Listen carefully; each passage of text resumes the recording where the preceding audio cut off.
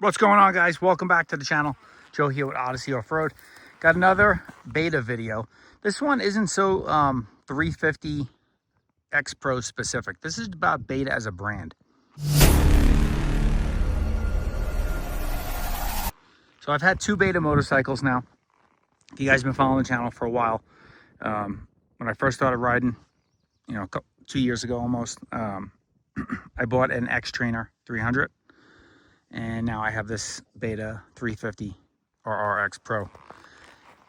And just from being in the beta community, kind of, sort of, for a bit now with two different machines and having my own experience with them, I think I could speak pretty well as to what they're all about in terms of quality, customer service. Are they as good as the big brands, let's call them, although Beta has really been growing? So let's start with the brand itself. Beta is an Italian company. They're still a family-owned company. They're not a corporation like KTM and Yamaha Motor and all that stuff. Honda. They're still family-owned and run. So they're a big company for that being the case still. Over the last few years, they've really grown. I think since COVID, they've really exploded in terms of popularity here in the States. Their amount of bikes they sell every year keeps increasing, and they're not so much flying under the radar anymore of the U.S. government, where when they import the bikes, they kind of used to get away with a lot more. I think more recently, with the sales numbers they have and they're approaching, the government is more so cracking down on, emission stuff and all that crap, So that's a whole nother topic. But that's kind of the history of the company a little bit. There's actually a really good YouTube video on the complete history of Beta as a brand and Beta motorcycles, which is pretty cool. You can look that up. Pretty fun watch if you're interested. But, are they the quality of, say, a Yamaha, Honda, KTM, KTM brand bikes, so be KTM, Husky, Gas, they're all all made in the same place. And I don't know, man, it's a tricky question. Part of me says yes, but part of me says they're not quite there yet in terms of the small things. I think it's more of a design. There's some design flaws in the bikes, for sure. Not in the main mechanical operation, like the engines and the transmissions. Solid, great motors. Chassis are really good. Suspensions are really good, especially, if you're looking for really high-end components. If you get the race editions, they come with all the KYB stuff. So that's the same as you're getting on a lot of the big brands, I think where they fall short a little bit is the stuff in between.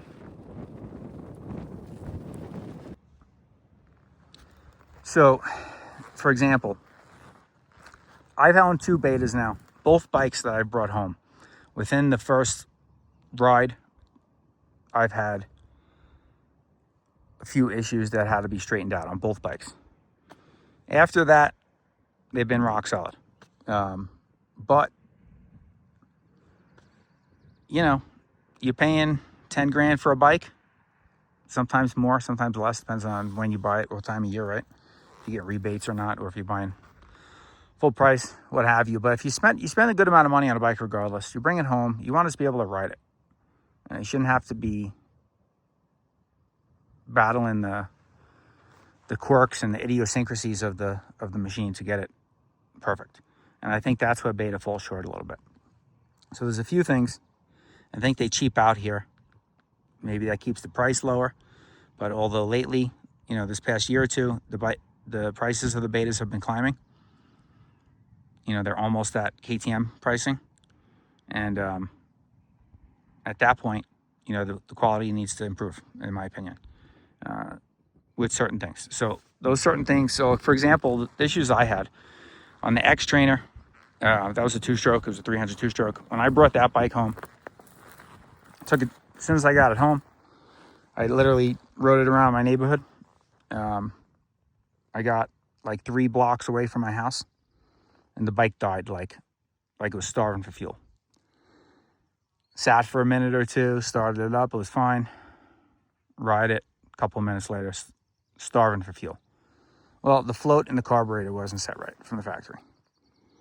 You know, so I had to take the carburetor apart, reset the float. These are things I shouldn't have to do. And it's hard for that's something that's hard for the dealer to get perfect too and set up, because, you know, they're not test riding these bikes. They get them set up out of the crate.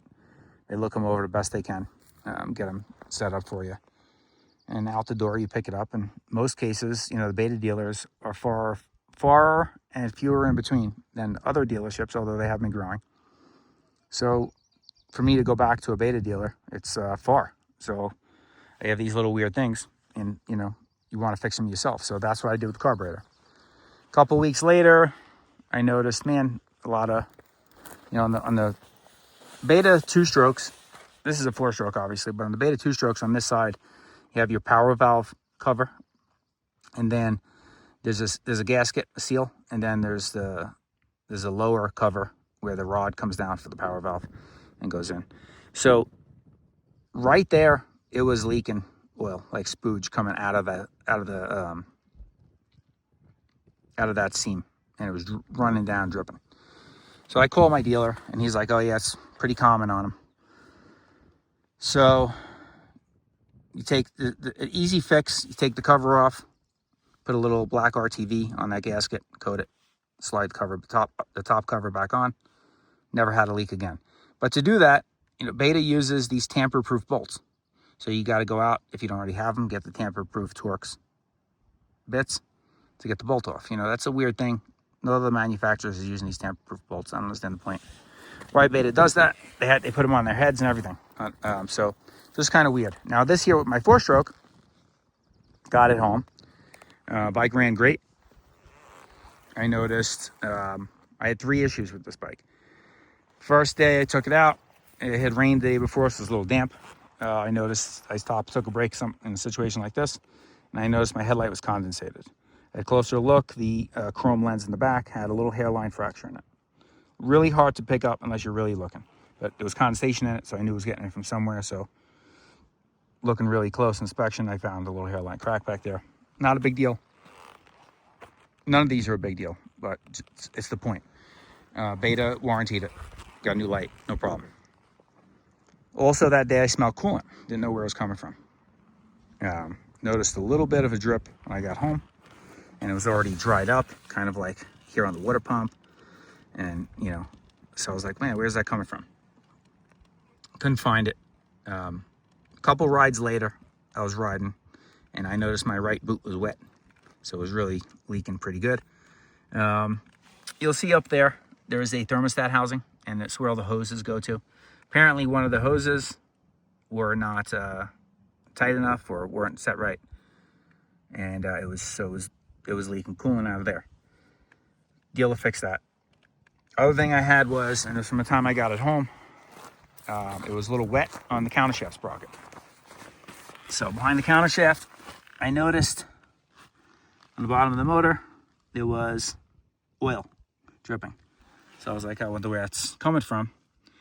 Degreased it, wrote it again, and, you know, looked under there when I did my oil change, and I noticed it was coming from the countershaft seal behind the countershaft sprocket. So Beta warranted that as well. So I brought the bike into them. They fixed the coolant leak, countershaft seal, and replaced the headlight while the headlight had come in while I was there. So that's that. There's a couple things I did myself to the bike though, and still I think are potential issues down the road. The tension on the wire for the voltage regulator here, it was so tight. Like, so you'll see how it comes out.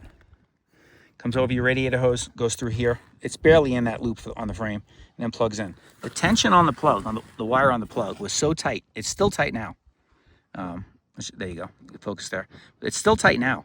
What I did was I had to pull the tank off, cut a couple zip ties, and kind of get the reroute, move the wires around a little bit to give it a little bit of slack so it wasn't so tight right there. That's just a recipe for long-term electrical problems. You know, constant tension on the wires in the plug, eventually they're going to come loose, come out, and you're going to have electrical issues. So these are things you need to go around the bike when you get a beta and do these things. You're going to need to take the tank off. You're going to need to, particularly on the 4-strokes, the wire harness under here is a little bit messy, I would say. And so you're going to want to fix that up a little bit. Also, the plugs they use, not for everything, but all the plugs for their, I guess, what they consider non-essential stuff. So like your turn signal switch, your horn, lights, all that stuff, those plugs all go back to a board behind the headlight. You'll see the type plugs they use. They're not sealed, weather-tight plugs. They're like, you know, connectors you'd find inside your home PC. You know, these things are going to get wet. That's just introduce corrosion and all that stuff in there. So, you know, you take the mask off, you unplug everything, put some grease in there, dielectric grease, put them back together, help inhibit anything. The other thing everybody complains about with the betas is speedometers stop working. The reason why the speedometers stop working 9 times out of 10 is because there's too much tension on the wire that comes from the sensor in the wheel that comes up when your shock's at full travel, when your front fork's at full travel. This, the way it's set from the factory is, you'll see the plug in there is loose. It's like hanging out where it's plugged in on the other end. That's because that's how I moved it. Originally, there's a black block back there with all the rest of the electrical plugs, and the female side of the plug is just in that block. And then this wire, the plug from the sensor would just plug into the front of that. Well, it's so tight that when you get full suspension droop, again, you're putting a ton of tension on that plug. What happens is the wire pulls out of the plug, or the plug's not sitting right, undoes itself. So on both of my betas, I take the mask off. You take the plug out of the black block, and then plug it in without using the holder, and let it kind of move around so that when you have full suspension travel, the plug doesn't have tension on it. So that solves that problem. But again, and these are all little things, not a big deal for a lot of people, but some people aren't me. Some people aren't, you know, some of you watching who go through their bike top to bottom and do all this stuff. They just want to buy a bike and go home and ride it, you know. So these are the things beta needs to do to improve, in my opinion. So are they as good as the Japanese brands and KTM and, you know, the Austrian stuff? I mean, engine-wise, probably, yeah. Mechanically, yes. The chassis are good. They put some good suspension setups on it. All the other stuff, no, they're not. I'm sorry to say it. I love my beta. I have no problems with it. I hope to own it a long time. But they do need to improve in those areas if they want to compete with the other brands. They just do. I'm sorry. That's going to hurt somebody's feelings, but those are all things that need to improve. You know, again, you buy a bike, you want to get home, you're excited, you just bought it.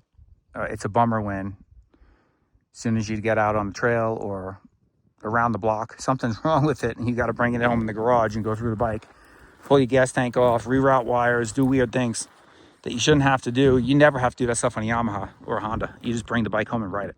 That's it. I mean, you don't need to touch those bikes till the first service. Maybe properly oil your air filters, because I find that every machine these days from the factory doesn't come with the properly oiled air filter, and nothing's ever oiled enough for me. I like to really go crazy with the air filter oil. It's that make sure it's very properly oiled, because that's, you know, you don't want dust and dirt coming in your motor. And I haven't found a single motorcycle yet that I've brought home from any manufacturer where it's oiled to my satisfaction. But other than that, I mean, other than just taking your air filter out and make sure it's oiled well, and checking your oil level, which is another important one, you shouldn't have to do anything else. You know, check your air pressure and hop on and ride it. Go break it in. Well, these little things, they're stupid. The other thing is, you're gonna have a hard time seeing it, but so on this side of the bike, you'll see the engine mount, right? It's right there, right? That metal Y piece right there. It's not like, you know, a nice contoured, smooth, nice, fancy designed. It looks like somebody cut it out on a jigsaw table. So it's got sharp edges, and the wire harness is so tight and runs really tight along it. It just rubs. And there's been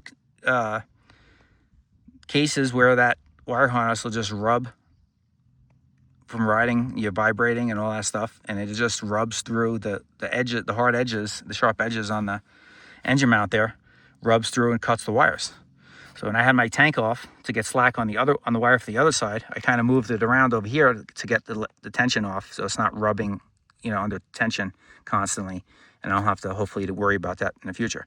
Eventually, I'll have my tank off again at some point. Change my spark plug, what have you, do some service, and I'll keep an eye on all that stuff. These are all things you got to worry about. Okay, so again, are betas good bikes? Yes, absolutely, 100%. You can get some great deals on them, particularly at the end of the year when they're doing leftover. They like to blow out the last year's models, so you can get some big rebates. But they are not the quality out of the box, in my opinion, on all that in-between stuff. The electrical, the plumbing, the components they use is not the quality of the big brands. They're just not. And you can get a Yamaha and a Honda, quite honestly, cheaper than a Beta.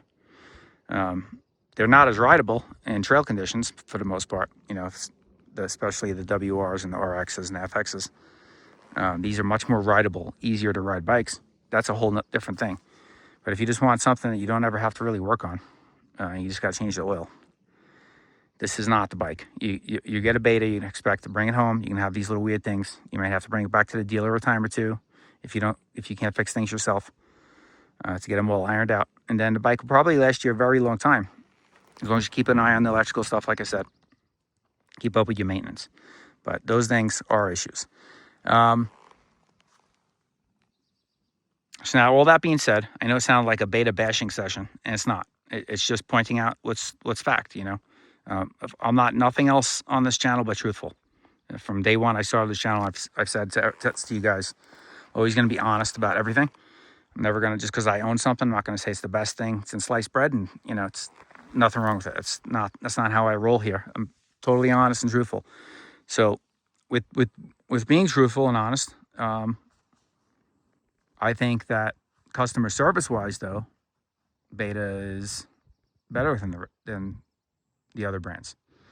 Now, I have never had warranty issues with my Yamahas, or my Honda I had, but I've heard horror stories about KTM, how they handle stuff like, you don't get warranties on these bikes, on most bikes nowadays, even Betas now, out the door. They make you sign something that you understand it doesn't come with a warranty. That being said, on the low key, they're still warranting the bikes for 6 months or so, like they always used to. Just a game they got to play with the government, they're off-road bikes, and it's just a whole litigation thing. But all my issues were warranted with Beta, no questions asked. Customer service is fantastic. The other thing that's great about Beta is you can order parts directly from them, right from the Beta USA website, have the parts shipped to your house. Fix it yourself. That's something you just do. You don't got to go down to your local dealer and say, I need to order this, and that. You can just order it right from Beta yourself. You don't have to order from no third-party place. So I think that's terrific. Their customer service is great. You can reach out to them. They'll even get back to you if you have questions. So I think in terms of that, they probably got the best customer service in the game. And they stand behind their product 100%. But I don't think they would need to warranty so much stuff if they would just fix some of the stuff up front. So I think Beta, if you're listening, that's stuff you need to work on. If you want to compete with the other brands. Now, maybe you don't want to compete with the other brands, and that's okay too. But if you're going to keep raising the prices to the level of the other brands, and in this case, this bike is more expensive than a WR 250.